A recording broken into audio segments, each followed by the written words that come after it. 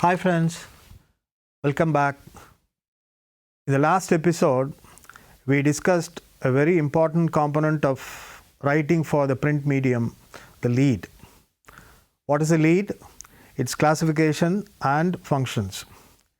If you consider the lead as the head, what follows is the body.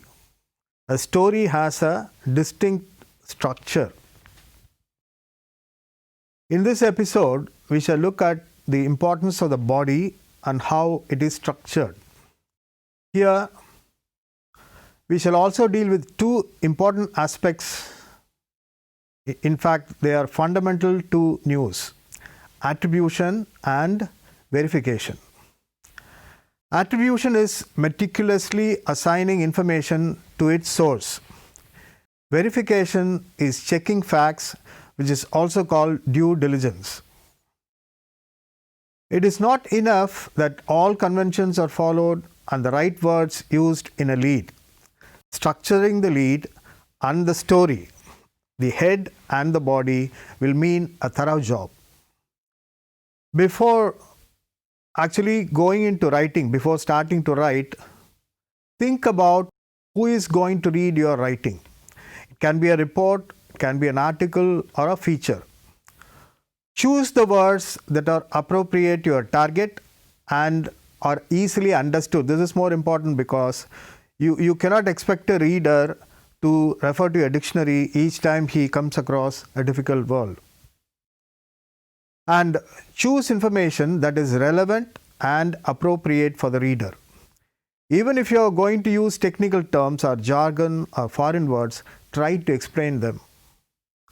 For example, if you are going to say that the election is going to be fought on the TINA factor, TINA, all caps, explain TINA, TINA. TINA means there is no alternative. As you progress, use simple language. Instead of saying chronic obstructive pulmonary disease, say lung disease. This is for the understanding of the layman. While writing, choose the simple subject-verb-object pattern wherever possible.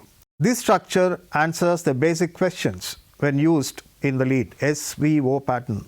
What happened? Who was involved? The subject should be a concrete noun which the reader can hear, see, taste, feel or smell. Subject is a live subject. And the verb should be dynamic, action. Avoid using the static verbs, the to be verbs, is, was, are, were. Wherever possible, use the active voice instead of passive voice. Well, after making these choices, how to write a good story? A good report or a story has a distinct structure, as I said earlier, a head followed by a structure with systems, internal systems. Starting from the head, it flows organically through the body, reaching the end. Before writing the story, gather all information you want to convey to the reader and arrange them in logical sequence. Support the points you make with quotes, facts and figures. A photograph or an infographic will add value to the story. These are all physical requirements of a story. There are some other essential tools that make any writing authentic. We all know that the essence of journalism is truth-telling. Telling the truth is the profession. How to tell the truth? To tell the truth, it is necessary to follow a discipline of verification. This is amplified more in the book, The Elements of Journalism, written by Bill Kovac and Tom Rosenstale. This is what they say. These are the essentials of journalism. The first essential element of journalism is, its first obligation is to the truth telling. Its first loyalty is to citizens, only citizens, not your government, not a political party, not an ideology, not even your employer. Its essence is a discipline of verification. Unless you practice this verification, your stories cannot be authentic, your writing will not be respected.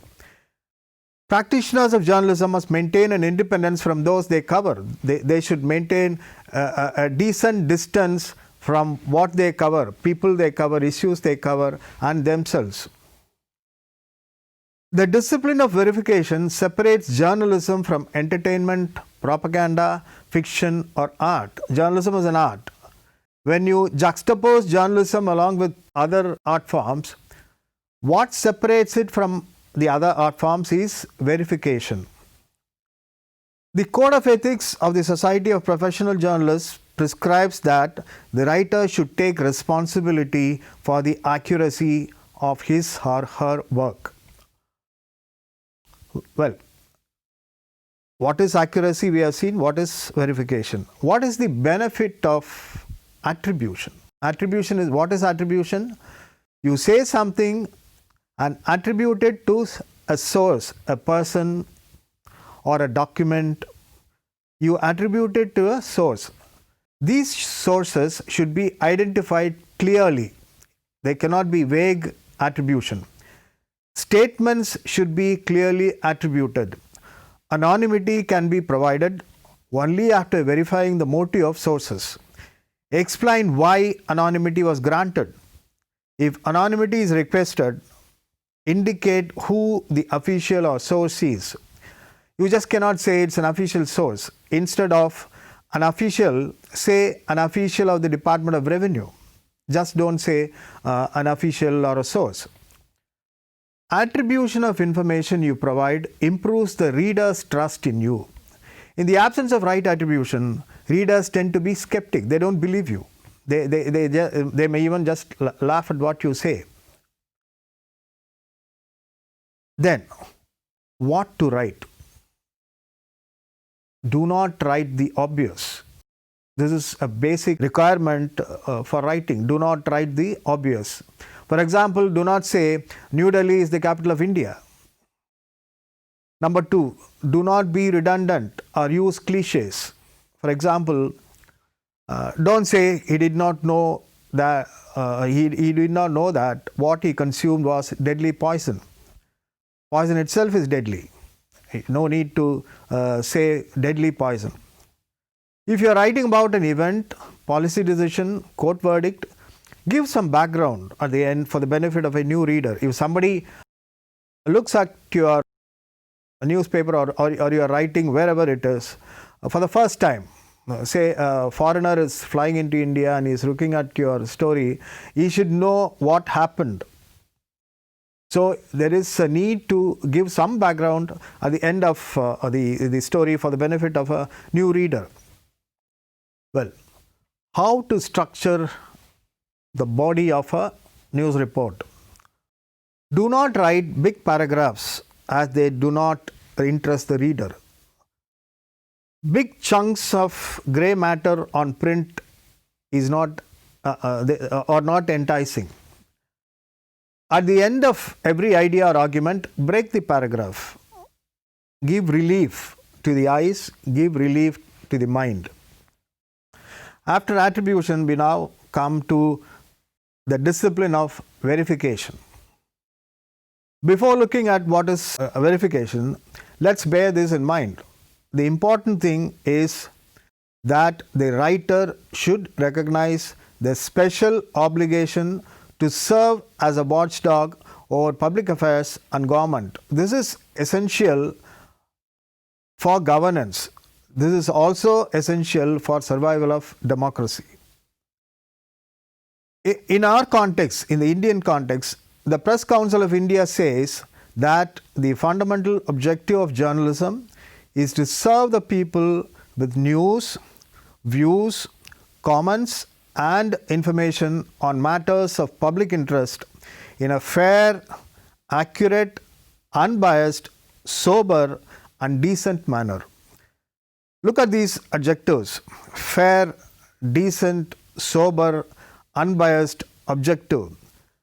These things will be achieved only when you verify, when your attribution is right, when you don't take sides, when you present different points of view. Well, in achieving this objective, the writer should follow accuracy, fairness, and pre-publication verification. What is accuracy? What is fairness? And what is pre-publication verification? Accuracy is looking at different sources, different points of view. Fairness is presenting all sides to an issue. Pre-publication verification is looking at the authenticity by checking facts, by going back before publication, before going into print, by going back and checking first the veracity, again the accuracy, and then decide for yourself whether it is fair. How to be accurate, how to be fair, how to verify. First thing is, do not depend on hearsay or anonymous information. This is very important in the context of using social media platforms. In social media platforms, there is no mechanism to verify what you post is right. So what you do is take it as what we call it an FIR. It can be the first information report. Whatever you hear, whatever you see in the social media can be taken as an FIR, as the first information, and then you have to go back, check facts. So do not depend on hearsay or anonymous information. Check the authenticity of any information with relevant sources. If you are getting an information about an accident, saying a van carrying school children capsized near a place, causing injuries to 40 children. This is one post which has been doing the rounds for years, for 3-4 years. And if you get such an information, do some research on the information given to you. First, check with the police, check with the school or college, check with parents, and find out whether such an accident did take place. Verification with more than one source will add accuracy and authenticity to writing. In this case, in the case of the social media post, which has been saying that accident involving school van took place in a particular place, ultimately you will find, when you do the checking, you will find that nothing of that sort happened. The advantage the print medium has over the other media is this: you have ample time to check, to verify, to authenticate. Unlike the visual medium, where corrections can be made in subsequent versions, it is not possible in print. This is the advantage and also the disadvantage, the distinct disadvantage. Whatever goes in print should be authentic, should be accurate, because our purpose is truth telling. But in the case of visual media, television channels or the internet, it's always possible to update. For example, a leading news channel reported an accident in which it said many people were fear-killed in northeast India. This was sent out by 5:30 in the morning. By 9 a.m., it said injuries were reported in a train accident. By noon, a clear picture emerged and the accident proved to be minor. Ultimately, the news clip was withdrawn in subsequent bulletins. But this can never happen in print. Either you have to issue a correction or clarification or even an apology. So, to avoid doing this, to avoid getting yourself corrected or apologizing to the reader, you have to be very scrupulous in checking facts, making your whatever you write authentic. Next, we come to fairness. What is fairness? Fairness is not taking sides, being neutral and presenting all versions. While writing about an issue, presents the versions of all parties. Presenting one version means drawing a trunk and calling it an elephant. An elephant is a huge animal. You just draw a trunk or a leg or a tail and say it is an elephant. It's not possible. And again, this is a matter of accuracy. Be careful with dates and numbers. Check the dates and do the mathematics while dealing with numbers, because numbers will misguide you. Numbers will misguide the reader. And in your narration, there cannot be contradictions. And more importantly, the language you use should be simple and straightforward. As I said earlier, you cannot expect a reader to go in search of a dictionary to decipher what you write. Then, before actually going to the reader, whatever you write goes to the news desk first, because it is the news desk which edits your copy, prepares it for print by supplementing it with photographs or an infographic or any of the many visual elements that are available. How can you help the news desk? How can a writer help the news desk? Because you work from morning and you have a deadline. The news desk has a shorter deadline. It's a cruel deadline. And when the desk competes with time, you have to make life easier for it. How do you do it? By writing with clarity. This is more important. This can be achieved by reading what you have written before getting it released for editing. If you are able to understand what you write, the reader can do it easily. The reporter can help the news desk to improve the copy and give a good headline by writing with clarity.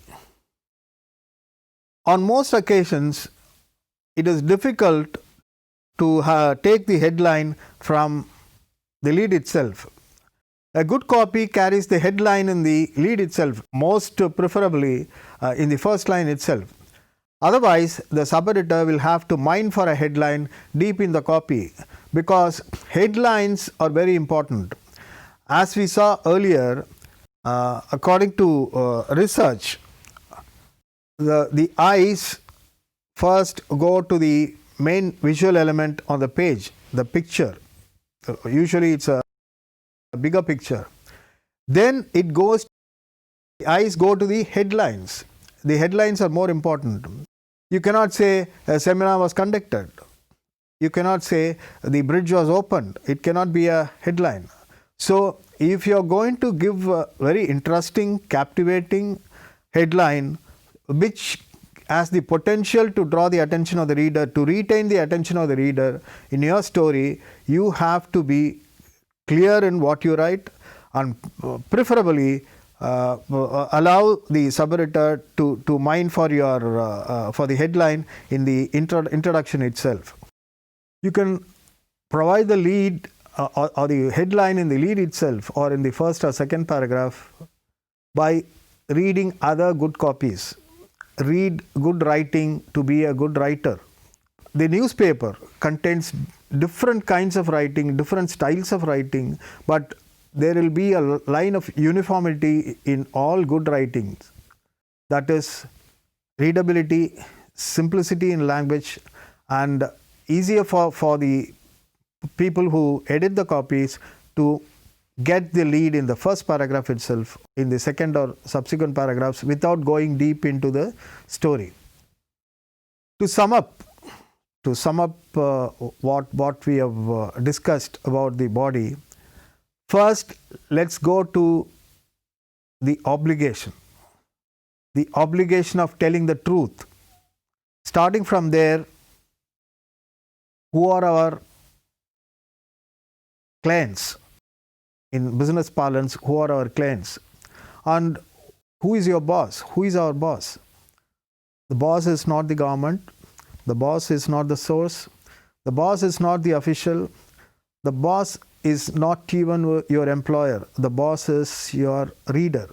First, loyalty is to citizens.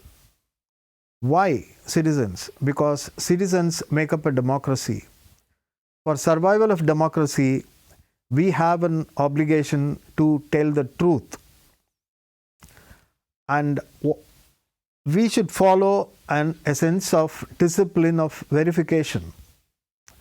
We should maintain an independence from those we cover. We should not identify with people we cover. And after that, we have the tools of writing. How to write. In simple sentences, in simple structures. It is said that the most difficult task in English is writing 10 simple sentences without repeating adjectives and nouns. We need to follow a discipline of verification, and we should follow another discipline of attribution. There cannot be anonymous attribution. We cannot say a source said. Who is your source? And the danger here is, if you say a source, some of the readers might think that you are trying to force your views on the reader by saying or by attributing your views to a source. So there cannot be anonymous attribution. Even if a source doesn't want to be named, specify why that privilege is granted. Even in writing, even if you want to say that the source does not want to be named, you should explain why. In some cases, the sources may face threat to their safety. In the case of officials, it may lead to their transfer or suspension. So you have to specifically state that, fearing this, the source wanted to remain anonymous. Attribution and verification are the two key factors that make the body functional, the body vibrant, the body alive and kicking. So first, realize your obligation to truth telling, your obligation to citizens, your obligation to be fair, balanced, unbiased, your obligation to practice a discipline of verification and attribution of sources. If you follow these things, the story will automatically be read, because reading or making a reader look at your story first and then reading it is a challenge. This challenge can be overcome only by following these essential elements of journalism. In the next episode, we shall look at the different types of writing: articles, features, interviews, and different forms of writing: travel writing, cuisine, food, leisure, so many types of writing, features, articles. Meet you next time. Thank you.